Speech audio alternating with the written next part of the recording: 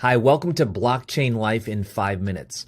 My name is Kary Oberbrunner, CEO of Blockchain Life and co-author of the new book. Now, let's get into today's episode. Legal follows us wherever we go. So we're never going to get away from the legal aspect of the different versions of the internet. Specifically with Web 1, the legal component that I want to emphasize is the fact that we had physical contracts. So back with Web 1, we were not really integrating digital contracts in the very beginning. You would still go and sign contracts.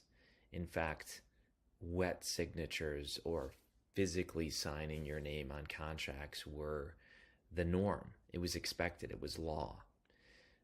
But with Web 2, things began to change. People began to think, look, what if we could verify the fact that someone was signing a document? And so what you began to see was this digital contracts. So I do digital contracts all the time. In fact, some people do them all day long. Whenever we get a new client, we send them a contract. So now you have different software like DocuSign or Sign Now. There's a whole bunch of them, but it basically tracks the signature and verifies and says, yeah, you really did sign, and we're really going to hold you accountable for what you've signed. So this was a massive change. Now commerce can be done with people all over the planet, any time of the day. You don't need to literally physically show up in someone's office. And this whole power of attorney and what do you call that? People who notarize something, it kind of lost its luster. We don't need that as much anymore. You can be your own authority and sign things, and these contracts can now be enforced. Well, what massively shifted is in Web 3, you now have smart contracts, where these are programmable contracts. In fact, the word is self-executing. So now you can design or create or program a contract, and it can literally self-execute, where you don't even need a human involved. Let me give you an example. There's, and you're going to see the layers. There's a certain city which has put tax dollars, okay, so tax dollars in a certain city. The residents have agreed to this, and it essentially puts that money in a account. Within that account, they've put a smart contract where now anyone who's driving their vehicle in that city, who's a resident, now how do they do that?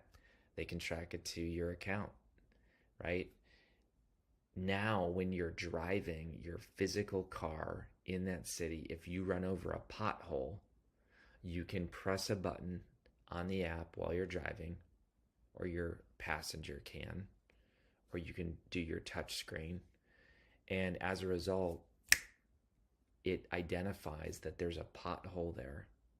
It tells via smart contract and blockchain technology and DAO, decentralized autonomous organization, it tells the account to debit and release the people who are going to repair the pothole.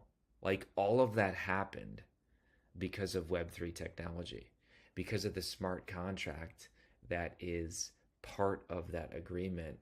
It now is a self-executing contract. It's incredible. We've seen other people create conferences and events where an NFT, a non-fungible token, a one of one, a digital asset, unlocks via smart contracts all kinds of benefits: admission, early access, extra post-conference bonuses, meals.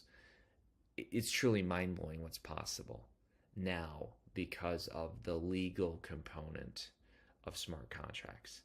And it will literally shape the way we do human relationships and the way that we do commerce in the world.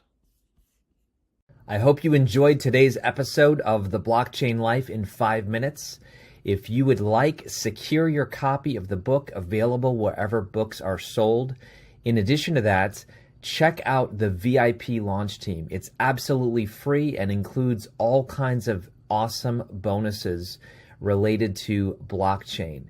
You can find out more information at theblockchainlife.io/team. See you in the next episode.